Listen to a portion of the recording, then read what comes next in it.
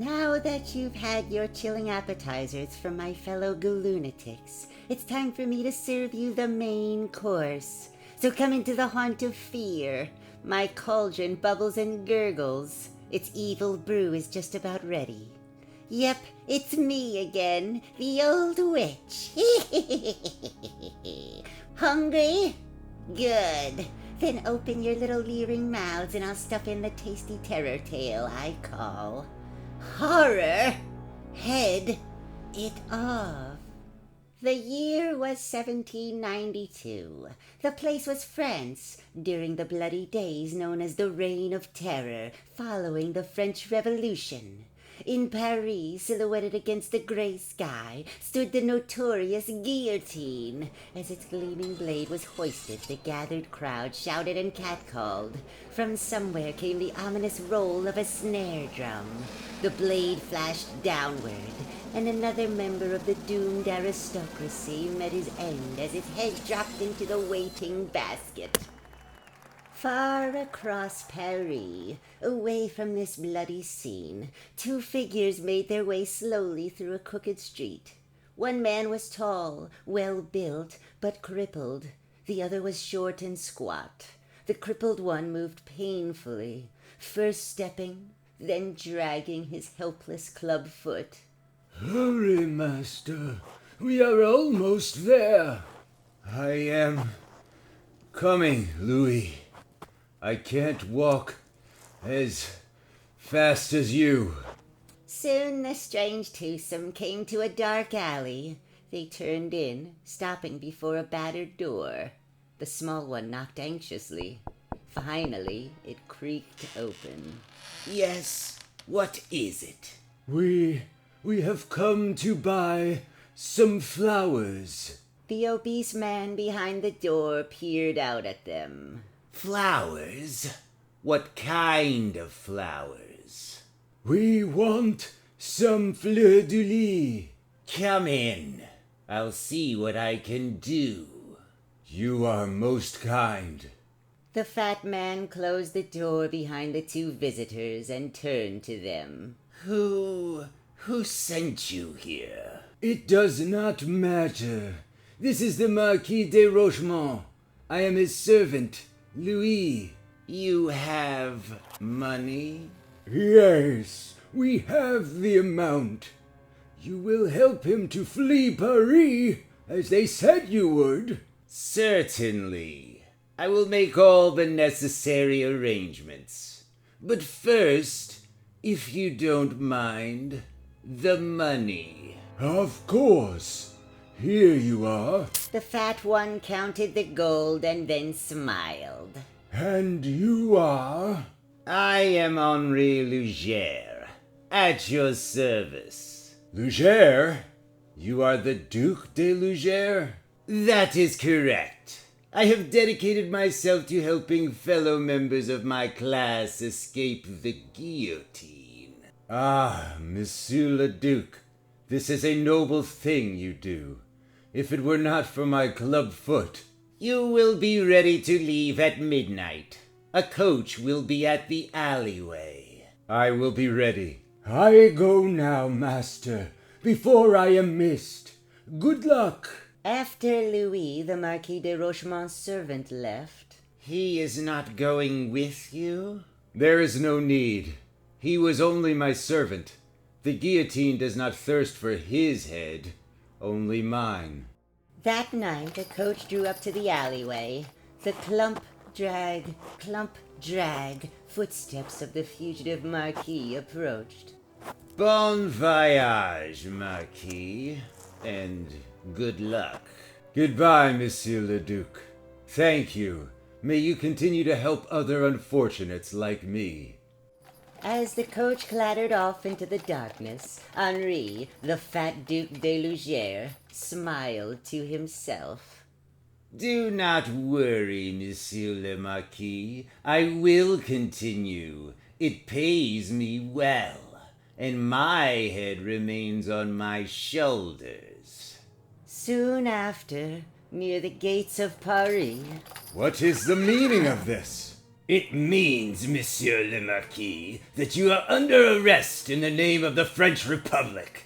Tomorrow, the guillotine awaits. Soon, back at the house of Henri, Duc de Lugière.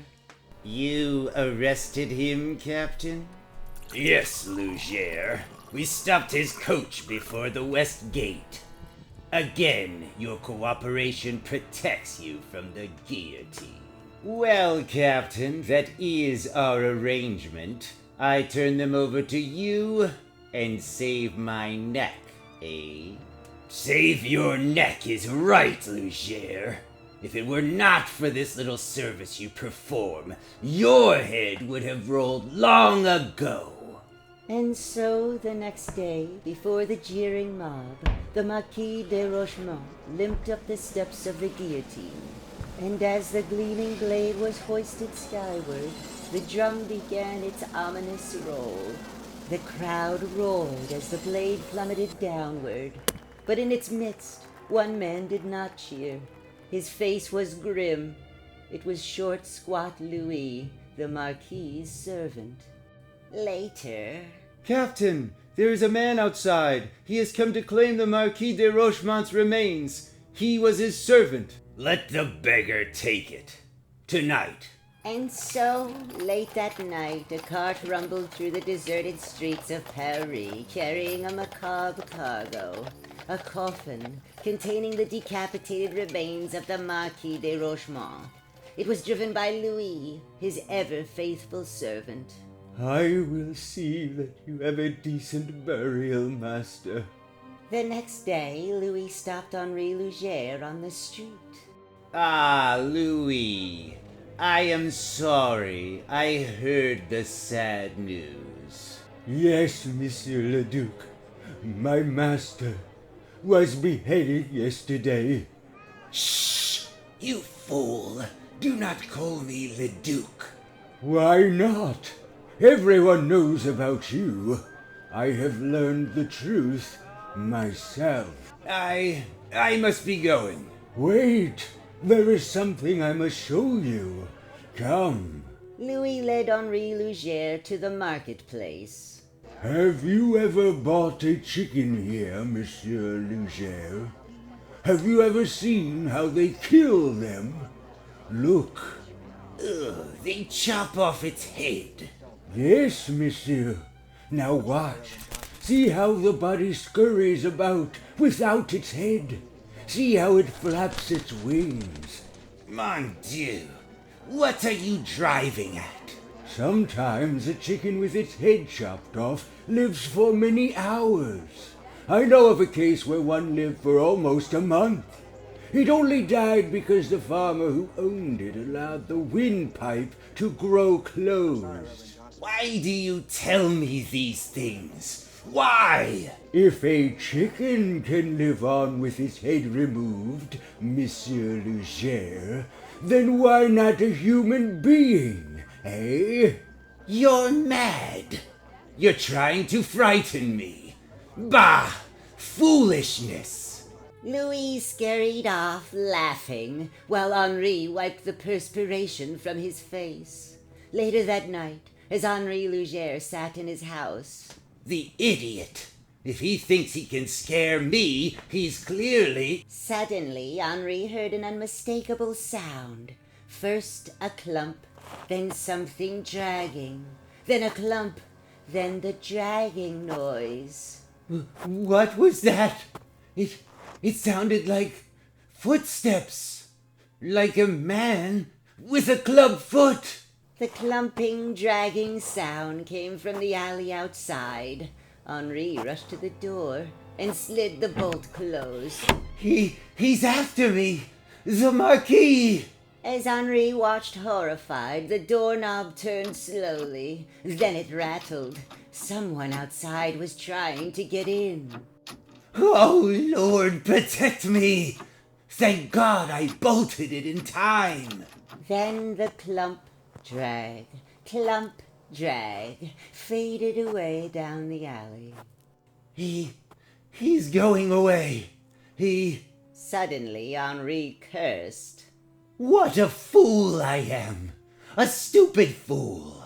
Of course! That was Louis out there. He's trying to frighten me. Who ever heard of a beheaded man living on? Henri flung open the door and peered out. Then he gasped. The tracks in the dirt were unmistakable. One set was that of a small man. The others were strange, as if the person making them dragged one foot. A clubfoot! Mon Dieu! They were both here!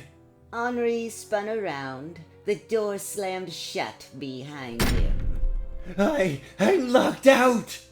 Then it came again. Those sounds. Clump, drag. Clump, drag. They moved toward Henri from the darkness of the alley. Who's there? Louis? Is that you? A pair of legs moved into the square of light that streamed from the lamp above the door. One of the legs had a club foot. Step, drag. Step, drag. Dérochement! No! It can't be! The light crept up the hobbling figure, slowly, to the waist. Louis! It's you! Isn't it? To the chest. You're trying to frighten me, aren't you? Louis! Louis? And then the whole figure moved into the light, and it had no head. Ah! Louis was behind the horrible thing, guiding it. Just a little further. Just a little. No! No! Keep away! Ah! Yes, sirree. Henri was sure surprised. In fact, he lost his head. They found him the next morning without it. His body was lying beside the Marquis de Rochemont's. They made quite a pair. In fact, if it weren't for the Marquis's clubfoot, you wouldn't have been able to tell them apart. Why? Oh, come, use your head. What happened to Henri's? How should I know? What happened to all of the heads that rolled during the Reign of Terror? Sounds like story material there.